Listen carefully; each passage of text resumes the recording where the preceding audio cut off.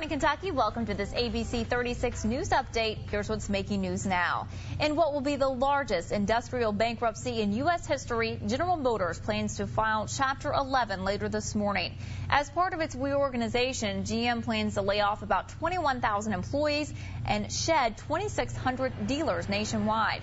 The move will give taxpayers a 60% ownership stake in the company. President Obama plans to announce his support for the restructuring strategy later today. GM will hold a news conference in New York immediately afterwards. The White House says they expect the court process to last 60 to 90 days. Supreme Court nominee Sonia Sotomayor heads to Capitol Hill today to begin talking with the senators who will ultimately decide her fate. Democratic leaders say her nomination is heading toward confirmation, while a few outspoken Republicans continue to brand her an activist who would impose her own views and biases on her interpretation of the law. But now the question is, will Republicans use a filibuster to block the vote? I think it's entirely too early to tell. The president himself filibustered, as you pointed out in the first segment, Justice Alito. So I think the precedent is firmly established. It doesn't mean it will be done in every instance.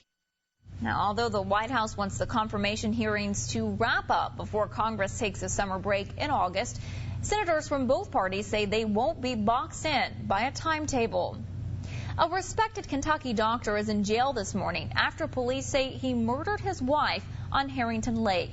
ABC 36's John McGarry has more. Sonny Ransdell is the Mercer County coroner. His funeral home is handling the arrangements for Isabel Lynn Hall.